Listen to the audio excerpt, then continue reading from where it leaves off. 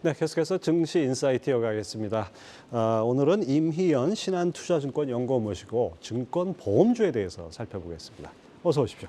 안녕하세요. 예전에 보험 얘기하면서 한번 나오셨는데 되게 오래된 것 같습니다. 네, 거의 뭐 겨울 때쯤 나왔던 것 같아요. 예, 벌써 여름이 들어갑니다. 네. 자, 먼저 증권주부터 볼까요? 미국의 SVB 사태, 그다음에 국내에선 SG증권발 폭락 사태가 있었고 또 부동산 PF 리스크도 있어요. 이런데도 불구하고 증권주는 비교적 완만하게 흐름을 보이고 있는데 1분기 실적도 좋다고요. 이 흐름 좀 네. 평가해 주시죠. 증권주 같은 경우에는 뭐 1분기 실적이 사실 굉장히 좋았어요. 코로나 사태 터진 이후로 거의 뭐 사상 최대치가 나왔다고 보시면 되실 것 같고요. 이번 실적의 가장 이제 주요 요인은 일단 거래 대금이 굉장히 많이 늘었습니다. 예. 잘 아시다시피 연초에는 이제 뭐 그 얼라이 파트너스를 중심으로 해서 뭐 주주 환원 정책에 예. 대한 기대감으로 금융주들이 좀 좋았었고 그 이후로 로봇 테마도 유행을 했었고 그리고 뭐 2차 전지도 2차 전지, 방산, 참 엔터, 좋았죠. 네. 예. 거의 뭐 모든 섹터들이 다 좋았어요. 그러다 보니까 거래 대금이 이제 3월까지 이제 놓고 봤었을 때 1분기에 거의 뭐 한 17조 원 가까이 나왔었고요. 여기에 동시에 금리도 지속적으로 하락하는 모습을 보였습니다. 예. 그러면서 증권사 입장에서는 브로커리지 손익도 좋았는데 트레이딩 손익도 굉장히 이제 잘 나온 거죠. 그래서 사상 최대 실적이 코로나 이후로 한번 이제 나왔고 그리고 이제 이러한 부분들에도 불구하고 사실 지금 주가는 굉장히 저평가 구간이에요. 예. 보통 증권업종 같은 경우에는 그 코스피 지수랑 거래 대금이 가장 중요한 이제 그 지표들인데 지금 코스피 대비해서는 PBR 기준으로 거의 한 60% 가까이 할인을 받고 있어요. 증권 업종이. 그 왜 그렇습니까? 아무래도 부동산 PF 관련된 우려가 좀 크기 때문에 그렇지 않을까라는 생각은 드는데 사실 뭐 부동산 PF 관련된 우려는 생각보다 그렇게 지금 대형 증권사들 중심으로는 크지는 않은 상황입니다. 네. 그렇죠. 상대적으로 이제 중소형사들이 조금 위험하다 이런 얘기는 있었지만은 그렇군요. 자, 지금 그림이 나오는데 5대 증권사 실적이 나옵니다. 보면은 뭐 영업이익, 순이익 할 거 없이 상당히 아주 좋은 것 같네요. 분기 단위로 지금 2, 3천억씩 영업이익을 냈다는 거는 상당한 네. 거죠. 굉장히 큰 거죠. 예, 아무튼 뭐 증권사들 시황 따라가는 건데 시황을 오히려 주가가 못 따라간 그런 양상인 것 같습니다. 자, 이 증권주 중에 탑픽을 꼽아주신다면요? 네, 지금 증권주 탑픽으로는 한국금융지주를 말씀을 드리고 있어요. 한국금융지주 같은 경우에는 현재 코스피 대비해서 PBR 할인율이 가장 커요. 증권주 내에서요. 거의 뭐 70% 가까이 되고 있다고 보시면 되실 것 같고요. 이건 아무래도 이제 그 한국금융지주의 이익 중에 가장 기여도가 높은 계열사가 한국투자증권이에요. 예, 그렇죠. 한국투자증권 같은 경우에는 다른 증권사들보다 아무래도 훨씬 더 공격적으로 부동산 PF 쪽을 늘려왔고 그렇기 때문에 지난 연말에 유동성 관련된 이제 리스크가 불거졌었을 때 뭐 한국투자증권을 비롯해서 여러 증권사들에 대한 이제 노이즈들이 좀 있었고 이러한 부분들이 지금 주가에 좀 과도하게 반영이 되지 않았나 싶기는 합니다. 근데 지금 제가 이제 대형사들 같은 경우에는 상대적으로 이 부동산 PF 관련된 우려가 크지 않다라고 말씀을 드리고 있는데 여기에 대한 근거는 지금 이제 부동산 PF 포트폴리오를 놓고 보면은 보통 이거는 트렌치별로 많이 나뉘어져 있어요. 뭐 선순위냐, 뭐 중순위냐, 예. 후순위냐, 혹은 이제 뭐 브릿지론이냐 이런 것들로 많이 나뉘는데 보통 대형사들 같은 경우에는 선순위 채권의 비중이 중후순위 채권보다 훨씬 높습니다. 반면에 중소형사들은 이제 리스크가 높은 중순위, 후순위 쪽의 비중이 높고요. 네, 그리고 뭐 지역별로도 사실 굉장히 중요하죠. 일부 지금 지방대 같은 경우에는 아무래도 뭐 부동산 가격 하락도 사실 방어가 잘 되고 있지 않고 예. 그렇기 때문에 뭐 공사가 계속 이제 뭐 지연이 되는 경우들도 계속 발생을 하고 있는데 이런 부분에 있어서 지금 대형사들 같은 경우에는 상당히 양호한 서울 경기권, 즉 수도권 중심의 딜을 중심적으로 하기 때문에 아무래도 상대적으로 위험도는 굉장히 낮다라고 보고 있습니다. 예. 부동산 PF라고 우리가 뭉뚱그려서 얘기하지만 그 안에도 차이가 상당히 크네요. 자, 그다음에 한국금융지주가 시장 그래서인가요? 컨센서스를 크게 상회하는 어닝 서프라이즈까지 얘기가 나왔어요. 이런 바로 말씀하신 그런 배경이라고 봐야 되나요? 네, 아무래도 뭐 브로커리지 손익이 많이 늘어났었던 부분, 뭐 채권 평가 이익이 또 이제 많이 잡혔었던 부분, 그리고 부동산 PF 관련해서 사실상 사실상 이제 충당금 적립이 꽤 많았는데 1분기에는 그게 좀 줄어들어서 이제 PF 관련해서 손익이 생각보다 잘 나왔었던 점, 이런 부분들이 다 좀 종합적으로 이번 호실적의 주요 요인이었다고 보고 있습니다. 아무튼 뭐 한국 금융지주 그 작년보다는 상당히 좋아진 그런 환경이라고 볼 수 있네요. 또 이제 카카오뱅크 지분 인수에 따라서 자기 자본이 8조 원 돌파를 목전에 두고 있다 이런 얘기인데 네. 8조 원 돌파 시 이 사업 다각화와 자본 효율성을 제고를 기대할 수 있다 이렇게 보셨어요. 이 관련해서 좀 말씀을 해주시죠. 네, 증권사들 같은 경우에는 사실 자기 자본을 가지고 그걸 기반으로 레버리지를 일으켜서 영업을 하는 예. 업종입니다. 가장 대표적으로는 자기가 가지고 있는 자본만큼 신용 대출을 주고 이제 그걸 가지고 이제 그 고객들이 신용 매매를 할 수 있도록 도와주는 것이 가장 대표적이죠. 근데 이게 그 자기 자본 규모에 따라서 이제 한도가 달라져요. 예를 들면 자기 자본 3조 원이 되면은 이제 자본 대비해서 2배까지 신용 공여를 줄 수 있어요. 최대 6조까지 줄 수 있는 거죠. 그러니까 클수록 더 많이 신용 공여가 가능한 거죠. 네, 그리고 4조 원이 되면은 그럼 이제 그때부터는 발행어음이라고 하는 이 새로운 사업에 그렇죠. 대해서 라이센스를 받을 수 있어요.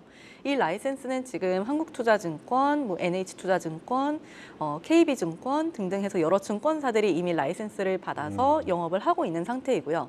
발행어음 같은 경우에도 조달 한도는 자기 자본의 200%로 현재 설정이 되어 있습니다. 이걸 가지고 증권사들은 기업 금융의 50%를 활용을 하고 그리고 부동산 금융 쪽에는 30% 그리고 나머지 분에 대해서는 이제 자본의 유보를 해야 돼요. 근데 이제 이게 규정으로 정해져 있는 건가요? 네, 이게 법적으로 정해져 있어요. 근데 이제 이 8조 원이 되면은 IMA 사업이라고 해서 그 발행어음하고는 굉장히 유사하지만 그런데 이제 조달의 한도가 없는 사업을 시작할 수가 있어요. 근데 그동안에는 이 IMA 사업을 할 수 있는 요건인 자기 자본 8조 원을 충족하는 증권사가 미래에셋 증권밖에 없었습니다. 예. 근데 이게 단일 증권사 하나만 받을 수 있는 라이센스다 보니까 아무래도 뭐 시장 경쟁이 없다 보니 모노폴리가 될 수 있기 때문에 이제 금융당국에서는 이거를 크게 막 진행을 하지 않았어요. 이 사업 자체를. 예. 근데 이제 한국투자증권이 올해 말 기준으로 자기 자본이 8조 원이 되게 되면은 이 사업을 미래에셋증권과 함께 이제 시작을 할 수 있는 선두주자로서 이제 나설 수 있는 그런 기회가 주어지기 때문에 이러한 부분에 대해서 굉장히 지금 긍정적으로 평가를 하고 있습니다. 8조 원이라는 게 상당히 어떻게 보면 그 일종의 장애물을 뛰어넘는 그런 상황이라고 볼 수 있겠네요. 그렇죠. 큰 회사가 더 커질 수 있는. 네. 자, 한국금융지주 목표 주가와 투자 전략 어떻게 제시하십니까? 네, 지금 현재 한국금융지주 같은 경우에는 목표 주가 7만 5천 원을 제시를 하고 있습니다. 투자 의견 매수이고요. 앞서 말씀드렸던 그런 이제 부동산 PF 관련된 우려는 이제 거의 해소 구간이라고 저는 생각을 하고 있고요. 여기에 대한 이제 과대한 디스카운트는 좀 해소될 필요가 있지 않을까라고 보고 있습니다. 그래서 말씀드렸던 그런 신사업 진출에 대한 기회도 사실상 자기 자본이 일정 수준 이상 충족되어야지만 할 수 있는 것들인데 거기에 대한 부분은 이미 충족함에 따라서 새로운 사업을 여타 증권사들과 다르게 시작할 수 있다는 점 또한 앞으로의 모멘텀이 되지 않을까 보고 있습니다. 어떤 그런 모멘텀을 갖고 있네요. 자, 증권주 전반적으로는 3분기 뭐 전체 시황하고 좀 따라가긴 할 것 같은데 이 투자 전략 어떻게 잡아야 될까요? 네, 증권주 같은 경우에는 사실 뭐 하반기를 놓고 보았을 때 결국엔 시장에 따라갈 수밖에 없어요. 그럼 앞으로 올 하반기에 일평균 거래대금이 얼마나 나올 수 있을지가 가장 중요한 건데요. 저희 하우스에서는 올해 하반기 일평균 거래대금은 15.2조 원을 전망을 하고 있습니다. 네. 상반기 대비해서는 소폭 감소하는 모습으로 보고 있고요. 이를 기반으로 산정했었을 때 올해 증권사들의 손익은 전년 동기 대비해서는 크게 증익이 가능하지 않을까 보고 있습니다. 이제 증권주 전반적으로 시황보다는 증권주 실적이 더 빨리 가는 것 같습니다. 네. 어쨌든 간에 뭐 전반적으로 좀 개선될 여지가 있다 이런 표현이네요. 자, 보험주 살펴볼까요? 이 IFRS 17 이 도입 영향으로 사실 보험주가 상당히 강세를 보였습니다. 그런데 금융당국이 가이드라인 발언이 나오면서 좀 네. 주춤하는 것 같은데요. 최근 보험주 흐름부터 짚어주시죠. 네, 보험주 같은 경우에는 올해 굉장히 빠르게 주가가 상승을 했어요. IFRS 17이 올해부터 도입이 되기 시작했고요. 여기에서 가장 중요한 핵심은 CSM이라고 하는 새로운 지표입니다. CSM, 네. 이 보험 계약 마진이라고 표현하는 거죠. 맞습니다. 예. 네, 이 보험 계약 마진은요, 이 보험사가 가지고 있는 모든 계약들의 미래 예상 이익을 한꺼번에 부채로 인식을 해서 잡고 있다가 계약 기간에 걸쳐서 균등삼각해서 이익으로 잡는 거예요. 그래서 CSM이 크면 클수록 보험사의 기초 체력이 높다고 생각을 하시면 되시는데요. 문제는 이 CSM을 산정하는 데 있어서 보험사들의 자율성이 굉장히 많이 주어졌었어요. CSM에는 결국에 미래 예상치이기 때문에 여러 가지 가정이 들어가는데 네. 그 가정들을 보험사들이 자체적으로 산정해서 넣을 수 있게 한 거죠. 근데 그 과정에서 CSM이 좀 크게 많이 발표가 되었습니다. 좀 과대평가한 건가요? 라고 사실 이제 금감원에서는 생각을 해서 이번에 가이드라인을 제시를 한 거예요. 그러니까 뭐 CSM이 뭐 예를 들면은 삼성화재 같은 경우에 뭐 12조 원, 뭐 DB 손해보험 같은 경우에도 뭐 10조 원 이상 나오고 뭐 현대해상도 10조 이상 나오고 하는데 이게 너무 크다고 생각이 된 거죠. 그래서 이 CSM을 너무 이제 자율적으로 산정한 것이 아니냐. 여기에 대해서는 앞으로 가이드라인을 줄 테니까 요대로 한번 이제 산정을 해봐라라는 스탠스로 지금 금융당국에서 그 가이드라인 제정을 하겠다는 취지로 발언을 한 거고요. 그거에 따라서 이렇게 주요 선보사들이 손익이 달라지는 여지가 많은 건가요? 결국에 CSM이 조금 더 보수적인 가정치가 들어가면 줄어들게 되고 이게 결국에는 이익이 감소할 수 있는 여지가 큽니다. 예. 그래서 이 CSM 관련해서 불확실성이 최근에 그 주가 하락을 거의 뭐 견인한 주범이지 않나라고 생각을 하고 있는데 사실 지금 주가 수준 놓고 보시면은 올해 상승했었던 거를 다 토해냈거든요. 네. 그렇군요. 자, 아무튼 뭐 세회계 제도가 시행되고 CSM 이것에 대한 가이드라인 뭐 이런 이와 관련한 약간 좀 혼란이 좀 있을 것 같아요. 이 정착되기까지는. 네. 아무래도 이 CSM 관련해서 지금 5월 중으로 가이드라인을 초안을 마련을 하고 그리고 아마 뭐 6월 내지는 하반기 중에는 좀 이게 확정이 될 것 같아요. 근데 이 CSM이 확정이 되었을 때 사실 이게 기존 숫자보다 너무 적어지면은 그것도 그렇죠. 이상한 거고 그렇죠. 그렇다고 이거 너무 큰 거 아니야라고 했는데 또 기존 수준하고 너무 또 다르지 않으면은 그것도 애매한 거죠. 그래서 이게 어떤 식으로 나올지 사실 잘 모르겠어요. 그래서 아직까지는 지금 보험업종은 좀 CSM 관련된 불확실성이 굉장히 크다고 생각이 되고요. 아직까지는 좀 더 기다려봐야 되지 않을까. 일단 하반기 전망 자료가 저희가 지난주에 발간이 되었는데 자료 제목이 기다림 끝에 새로운 기다림의 시작이에요. 기다리고 또 기다려야 되네요. 네, 계속 기다려야 돼요. 이게 아직 그 불확실성이 너무 크기 때문에 좀 확정이 될 때까지는 기다렸다가 지켜보고 다시 한번 접근을 하자라고 말씀을 드리고 싶습니다. 사실 이게 보험사들은 대부분 다 이제 전문 경영인 체제다 보니까 어떻게 보면 대리인 문제도 좀 발생할 수 있지 않겠어요? 자, 있는 임기 동안에 실적을 좀 크게 늘리고 싶은 그런 요인이 있을 것 같은데 그러다 보니까 CSM이 약간의 고무줄이 될 수도 있는.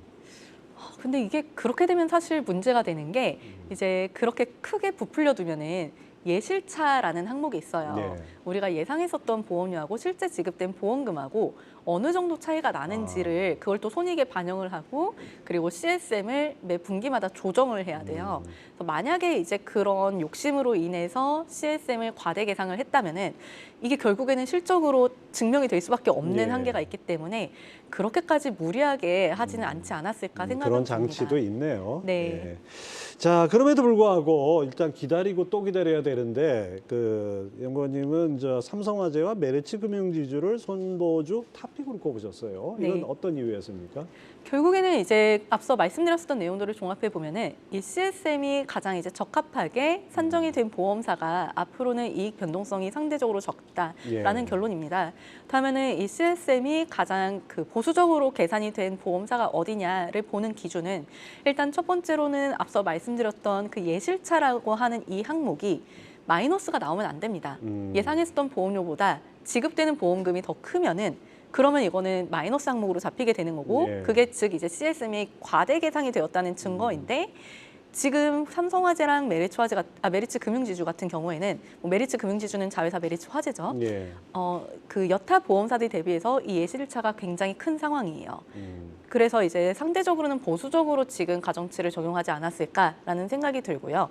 그리고 실제로 메리츠 금융지주가 최근에 CEO께서 직접 컨퍼런스 콜을 진행을 하셨는데 그곳에서 이제 발표하시기를 여타 보험사들 대비해서는 자체적으로 산정한 가정들을 활용을 했고 이에 따라서 좀 더 보수적인 가정치가 적용이 되었다라고 발표를 하셨는데 사실 이제 CEO께서 직접 그렇게 나와서 말씀을 하시는 거는 아무래도 공신력이 있을 수밖에 없습니다. 그렇죠. 자기 약속을 뭐 시건하면 안 되죠. 맞아요. 그것도 이제 투자자들 대상으로 그렇게 이제 말씀을 하신 거기 때문에 거기에 대해서 좀 이제 신뢰를 할 수 있다면은 메리츠 금융지주가 현재로서는 가장 안전한 픽이지 않을까라고 생각을 하고 있습니다. 또 손보업계가 같은 처지지만은 그 안에서 약간 보수적으로 평가하느냐 그렇지 않느냐에 따라서 앞으로의 그 손익이라든지 이런 것이 영향을 미칠 수 있겠네요. 네.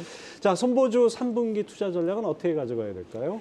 일단 3분기는 조금 보수적으로 보자 말씀을 드리고는 있어요. 근데 제가 사실 이제 뭐 지난 겨울에 나왔을 때도 IFRS 17 관련해서 말씀을 이제 예. 길게 좀 드렸었고 좀 공격적으로 많이 말씀을 드렸어요. 제가 사실 시장에서도 IFRS 17 관련해서는 가장 이제 그 주가 리레이팅의 핵심 요소가 될 것이라고 예. 말씀드려왔었던 애널리스트들 중에 하나라고 시장에서는 알려져 있는데 제가 그렇게 말씀을 드려왔었던 이유는 그동안 보험사들의 기업 가치 평가는 단순하게 보험료가 당장 얼마가 들어왔고 네. 보험금이 얼마가 지급이 되었고 그래서 지금 우리의 자본은 얼마다라고 하는 이 단순한 현금 흐름 방식의 회계 기준으로 산정이 되었었던 건데 IFRS 17이 적용이 되면은 보험사들이 가지고 있는 모든 계약 가치를 기반으로 해서 보험사의 기업 가치를 평가를 할 수 있게 됩니다. 이 부분이 저는 굉장히 이제 유의미한 변화라고 생각을 했고 그에 따른 리레이팅이 될 거라고 말씀을 드려왔어요. 그런데 문제는 지금 이 CSM이라는 이 항목에서 불확실성이 너무 커졌고 예. 그리고 이 CSM을 산정하는 데 있어서 이 가정치들이 공개가 되지를 않고 있어요. 정확한 가정치들이 제가 알기로는 각사 원래 자율인데 공개 안 되면은 뭐 완전 고무줄일 수도 있지 않습니까? 그렇죠. 이게 원래는 공시가 되었어야 하는 걸로 저는 알고 있는데 1분기 실적 때는 분기 보고서에는 일단 공개가 되지 않았습니다. 그래서 여기에 대한 불확실성이 해소가 될 때까지는 조금 기다려보자라고 말씀을 드리고 싶습니다. 네, 결국 가이드라인이 나와서 구체적으로 이런 가정으로 했구나라는 걸 확인을 해야 될 것 같은데요. IFRS는 제 기억으로는 국제회계 기준 처음 도입할 때 기업의 실질을 보여주는 그런 회계제도라고 했는데 이것이 CSM이 뭐 고무줄처럼 돼가지고 불확실해진다고 이게 문제가 있는 거죠. 예, 아무튼 잘 정리될 때까지는 좀 두고 보자 이런 말씀이네요. 신한투자증권 임희연 연구원 함께했습니다. 말씀 감사합니다. 감사합니다.